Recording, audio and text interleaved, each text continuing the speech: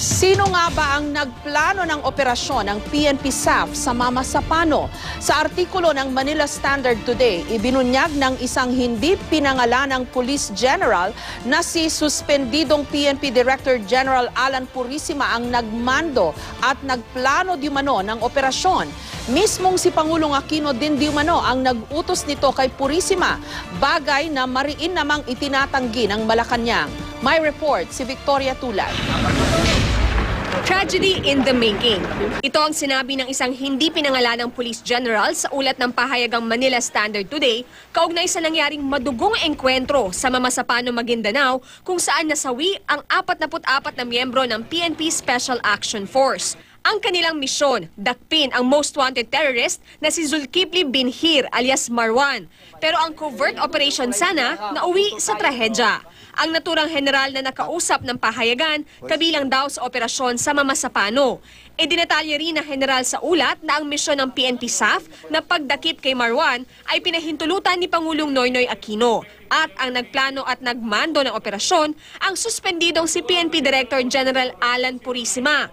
Ayon sa report, pinahintulutan daw ni Pangulong Aquino si Purisima na mandohan ng operasyon dahil siya raw ang may hawak ng lahat ng intelligence information kay Marwan na kanyang tinutukan mula pa noong 2005. Dagdag pa ng general, kinailangan din daw ni Purisima na isalba ang kanyang sarili matapos ang mga alegasyon ng katiwalian na siyang naging dahilan ng pagkakasuspende nito. Kabilin-bilinan daw ng Pangulo kay Purisima, kumilos ng incognito o palihim. Kahit na maging matagumpay ang operasyon, hindi raw pwedeng akuin ni Purisima ang mga papuri. Iniutos din di umano ni Pangulong Noynoy Aquino kay Executive Secretary Paquito Ochoa Jr. na bigyan ng resources at armas ang mga tauhang pipiliin ni Purisima para sa operasyon. Dahil sensitibo ang impormasyon, wala raw dapat sabihan si Purisima kaugnay nito. Nitong linggo, nasa Zamboanga City si Pangulong Aquino, kasunod ng pagsabog ng isang kotse na ikinasawi ng 2 tao. Pero ayon sa general, nasa Zamboanga noon ang Pangulo dahil inasahan niyang mahuhuli na si Marwan. Mula sa ground, direkta raw nagre-report ang mga opisyal ng SAF kay Purisima habang nag-ooperate pa rin daw ito sa White House sa Camp Crame. Dumidirekta naman daw si Purisima kay Executive Secretary Paquito Ochoa Jr. o mismong sa Pangulo. At sa lahat ng ito, hindi raw kabahagi si DILG Secretary Mar Rojas. Ayon pa sa general, nandun lang daw sila para ihain ang arrest warrant kina Marwan at Basit Usman, pero nagulat na lang daw sila nang paputukan sila ng MILF sa kabila ng umiiral na ceasefire agreement. Humingi raw sila agad ng tulong mula sa Philippine Army, ngunit tumanggi ang mga ito dahil pa rin sa umiiral na ceasefire sa MILF. Inakala pa raw ng Army na nanloloko lang sila dahil wala namang nakipag-ugnayan tungkol sa operasyon sa Mama Sapano. 6:00 na raw ng umaga nang magpadala ng tulong ang Army, pero huli na ang lahat. 44 sa 300 at 72 puwersa ng PNP SAF ang napatay sa misyon, habang 12 iba pa ang nasugatan. Pero sa isang text message na ipinadala ni Presidential Spokesperson Secretary Edwin Lacerda sa GMA News, mariin niyang itinangging may basbas ng Malacanang ang operasyon sa Mama Sapano. Giit ng palasyo, isang law enforcement operation ang isinagawa sa Mama Sapano. Ang binuong Board of Inquiry daw ang mag-iimbestiga sa nangyari.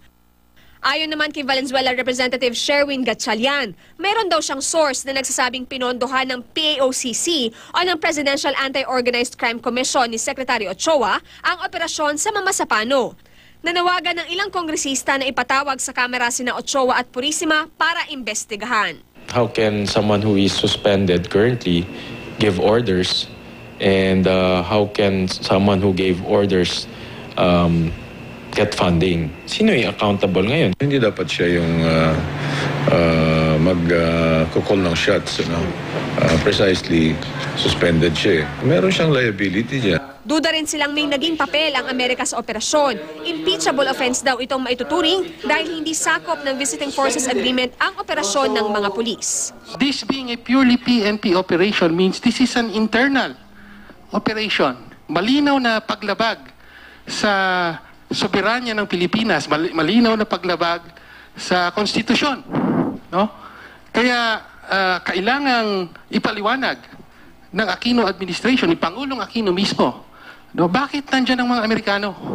Gusto naman ni Senadora Grace Poe na humarap sa Senado ang mga kinatawa ng liderato ng PNP para malaman kung sinong dapat managot sa insidente. Ang kwento, 8 oras ang bakbakan. So kung missing counter at mga kakampi natin yung iba dyan, bakit hindi nila nalaman agad yan nung nakita nila yung mga pulis doon? Sa ngayon, aligasyon yan. At naka-leave yung taong sinasabi nilang maaaring meron din connection dito. Samantala, epektibo ngayong araw. Balik pwesto na si Chief Superintendent Generoso Serbo Jr. bilang tagapagsalita at Public Information Chief ng PNP.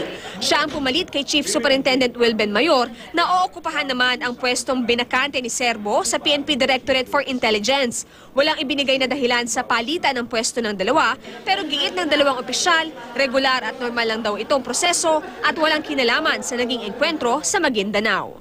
Victoria Tulad, GMA News.